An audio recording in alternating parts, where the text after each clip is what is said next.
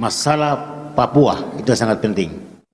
Sebab kita lahir di negeri ini ketika integrasi 1969, gubernur pertama Eye Bunai di negeri ini, dan kemudian dia tidak tenang dan dia lari keluar di tanah Papua dan meninggal di sana.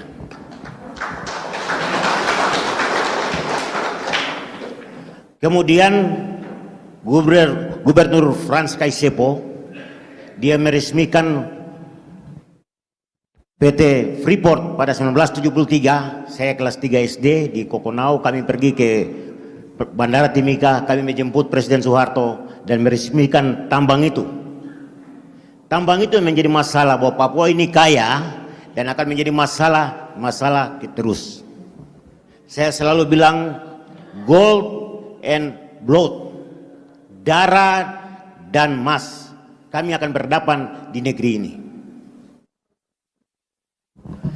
Ketika Gubernur Frans Kaisepo juga memimpin negeri ini, dia juga mengalami hambatan kehidupannya.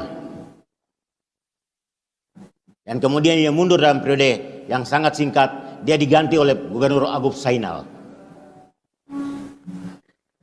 Setelah itu berjalan, ada Gubernur Sutran, dia bumikan Papua dengan cengkeh. Dia mau samakan di Jawa dengan tanam cengkeh di Papua. Ternyata tidak cocok cengkeh itu di Papua. Adik-adik pasti belum lahir. Kami yang sudah ada ini, saya dengan ibu-ibu Kre ini pasti berdekatan umur saya dengan ibu. Kami hidup di dunia ini. Kemudian muncullah Gubernur Papua, Bapak Hindu. Dia jadi gubernur, saya masih SMP di Kokonau. Dia bilang, kami datangkan transmigrasi di Papua. Dari Sorong sampai Merauke, sampai Jayapura. Untuk orang Papua bisa berhadapan dengan transmigrasi. Siapkan pisau daging. Kalian tahu pisau daging itu apa? Kolot. Untuk bisa asimilasi dengan orang Jawa, lahirkan Mujair, muka Jawa Irian. Ini tantangan karena dia rasa takut dalam kehidupannya. Bapak kita dia rasa takut, dia orang fakta. Dia rasa takut. Akhirnya dia pilih ke sana. Ini terjadi di Papua. Tahun 1979, Silas Papare, ketika Gubernur Jawa itu mau diganti, Bu Siri mau diganti, Silas Papare dicalonkan untuk maju Gubernur Papua. Tapi dia diundang satu restoran di Jakarta, dia dikasih racun, berapa jam kemudian dia meninggal. Bukti fakta ada di keluarganya. Yang berikut Gubernur Yap Salosa. Yap Salosa mengundang saya ketemu di Gedung Negara. Saya pakai motor ojek naik ke Gedung Negara ketemu Pak Yap Salosa. Saya dengan Dr. Beni Giai. Dibilang sama saya, alo hati-hati ngomong di media. Kebetulan saya Direktur Elsam, Wakil Direktur Elsam, saya selalu ngomong soal pelanggaran HAM di Papua. Hati-hati adik kalau. Saya juga hati-hati memimpin negeri Papua ini.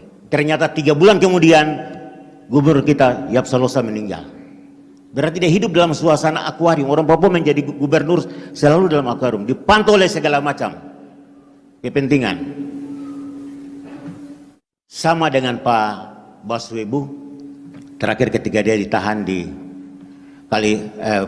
penjara Sukamiskin Bandung, beliau mengatakan bahwa dia menyesal bergabung di negara ini.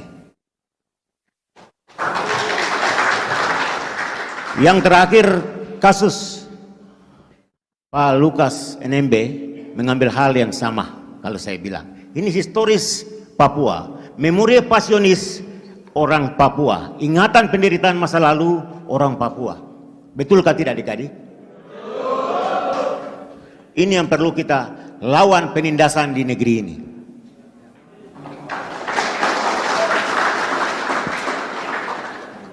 Memang tadi konstruksi hukum dijelaskan oleh Bung Roy dan Bung Pit sangat kental sekali. Kita harus berhadapan dengan sistem hukum yang kuat melawan. Sangat luar biasa negeri ini. Saya tidak banyak komentar, banyak catatan. Pas satu saat akan tulis buku juga tentang persoalan ini. Saya lahir dan berpapasan pada saat integrasi sampai dengan sekarang. Dia banyak cerita saya tahu tentang pimpinan Papua. Saya pernah menjadi ketua KPU di Kabupaten Kerom, seorang bupati yang sebenarnya Pak Watai, dia dikontrol oleh aparat keamanan segala macam selama dia jadi bupati. Sama saja dengan gubernur. Pasti kalian kemudian mau jadi bupati negeri ini akan dikontrol oleh semua kepentingan. Karena ingat, negeri ini kaya, blood and gold. Darah selalu mencuci emas di negeri ini. Terima kasih, selamat siang. Kita semua sepakat Lukas NMB itu adalah tokoh Papua. Apapun yang negara ucapkan, pemimpin cek. Seluruh pernyataan miring yang diucapkan oleh tokoh-tokoh di Republik ini untuk Bapak Lukas NMB itu bentuk penghinaan langsung terhadap seluruh orang asli Papua di tanah Papua. Kenapa? Karena beliau hari ini pemimpin rakyat Papua, selain sebagai gubernur, beliau juga tokoh besar menurut kami orang Papua. Jadi seluruh stigma penggiringan opini yang dilakukan oleh tokoh-tokoh nasional itu juga ikut merusak citra orang asli Papua di mata rakyat Indonesia dan dunia. Dan saya berharap hari ini ada usaha, tidak saja bagaimana kita menyelesaikan persoalan hukum Pak Gubernur, tapi kami minta juga tim hukum untuk ikut bantu kami rakyat Papua, perbaiki citra orang Papua, bahwa kami orang Papua tidak seperti yang dicitrakan oleh media massa hari ini di hadapan publik. Seolah-olah sejak Otsus diberlakukan sampai hari ini orang Papua tidak mampu, tidak bertanggung jawab, orang Papua itu koruptor, negara gelontorkan uang yang besar katanya tapi tidak mampu diurus. Menurut kami pembunuhan karakter yang luar biasa yang dilakukan oleh negara terhadap rakyat Papua. Ini bukan kepada Lukas NMB, tapi kepada seluruh orang Papua. Dan hari ini perjuangan, buat teman-teman semua dalam ruangan perlu ketahui, perjuangan untuk membela Lukas NMB ini sebenarnya perjuangan untuk menegakkan harkat dan martabat kita orang Papua. Jadi jangan sederhanakan masalah ini seolah-olah ini hanya masalah Lukas NMB. Tapi ingat kepentingan kita, anak-anak kita ke depan, harga diri kita ke depan. Tadi Kakak Alo sudah bicara dengan jelas sejumlah peristiwa. Itu fakta yang tidak bisa dibantah oleh negara, termasuk oleh Mahfud MD. Bahwa ada sejumlah pengalaman masa lalu yang menyakitkan yang dialami oleh bangsa Papua di negara Republik Indonesia ini. Peristiwa itu juga hari ini kita bercermin ke Pak Lukas NMB bahwa ini peristiwa yang tidak bisa dipisahkan. Negara tidak bisa secara paksa menggunakan kekuatan militer sekalipun untuk menghapus peristiwa sejarah bahwa negara selalu menggunakan cara-cara yang tidak bermartabat dalam menyelesaikan masalah Papua. Dan hari ini mungkin karena beberapa usaha sudah kami lakukan demonstrasi dengan segala macam. Bahkan sampai hari ini ada ratusan orang siap untuk mati ada di kediaman Bapak Gubernur. Sudah semua kita lakukan berbagai usaha, demonstrasi, buat pernyataan dari pihak kami masyarakat sudah kami lakukan. Hari ini kami minta untuk tim hukum yang sudah terbentuk hari ini supaya kalau bisa sudah mulai lagi kita punya sampaikan aspirasi dari perspektif kita orang Papua di mata publik nasional. Sejumlah pandangan-pandangan miring tentang Papua harus diluruskan. Yang pertama kami minta tuduhan ada anggaran 1.007 triliun yang beredar di Papua dalam sekian kurun waktu. Kami minta tim hukum untuk segera melaporkan Mahfud MD ke hukum, ke polisi. Kita harus tunjukkan kalau memang selama 2002 sampai 2022 ini ada sejumlah uang senilai 1.007 triliun, kita laporkan Mahfud karena ada 800-an sekian uang triliun yang ternyata tidak pernah masuk ke Papua karena faktanya Menteri Keuangan bilang cuma hanya 140 triliun sekian yang masuk selama 20 tahun, 2002 sampai 2022. Kami minta itu dilaporkan kepada aparat kepolisian. Mahfud kok sembunyi di mana ratusan triliun yang lain? Karena yang kita tahu secara resmi oleh lembaga keuangan negara, hanya 100 sekian triliun yang masuk. Ini fakta, kita harus kasih tunjuk bahwa negara ini pelihara tukang tipu semua.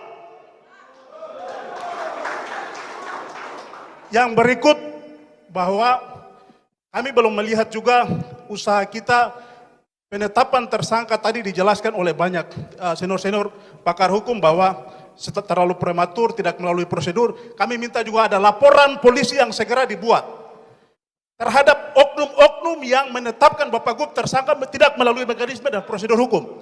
Harus ada laporan polisi baru juga kepada para penyidik yang melakukan mekanisme di luar dari ketentuan hukum itu. Dan itu kami mohon itu dipertimbangkan dalam waktu dekat, harus ada laporan itu. Saya tidak mengerti bagaimana caranya karena saya juga bukan orang hukum. Saya pikir Bapak orang paling paham soal itu. Jadi kita punya upaya ini juga bagaimana mengoreksi citra kita yang sudah dihancurkan secara langsung oleh negara ini. Menggunakan pemimpin-pemimpin, terutama Mahfud MD sebagai Menteri Koordinator Bidang Politik, Hukum, dan Keamanan.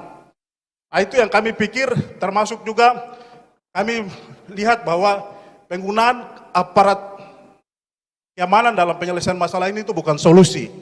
Persoalan Papua ini tidak bisa terlepas dari persoalan masa lalu seperti yang Kak Kalo sampaikan. Kami juga tidak bisa dipisahkan dengan pengalaman-pengalaman kita itu. Karena pengalaman itu mungkin bagi rakyat Indonesia sebuah cerita. Kami ini langsung mengalaminya. Barnabas Suwebu sampai bebas kemarin, dia tidak pernah tahu dia dipenjara 7 tahun itu karena kasus apa. Kasus Barnabas Suwebu itu pengalaman hidup yang kami tidak mau terulang lagi kepada Lukas NMB. Dan untuk itu kami tetap akan bertarung di sini. Kami rakyat Papua siap untuk berdiri di sini di belakang bapak-bapak pengacara sekalian untuk memperjuangkan harga diri kami. Banyak tokoh-tokoh sudah bilang kami datang di negara ini bukan datang dengan tangan kosong. Barnabas Suwebu kalau kita lihat dia punya kesaksian sampai 1970 Papua ini menyumbang hampir 80% pendapatan asli APBN, pendapatan belanja negara. Dan sampai hari ini kalau cuma hanya dibesar-besarkan kalau soal 1.000 triliun yang ternyata di Papua kita sumbang itu dalam waktu 5 tahun kan tidak ada artinya, tidak sebanding juga.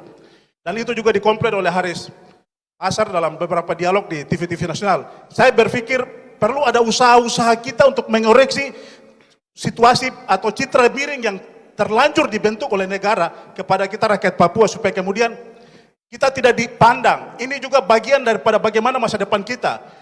Negara secara langsung bermainkan peran ini berarti ini bagaimana cara negara masuk ke sini supaya ke depan siapapun jadi kepala daerah jangan macam-macam dengan Jakarta.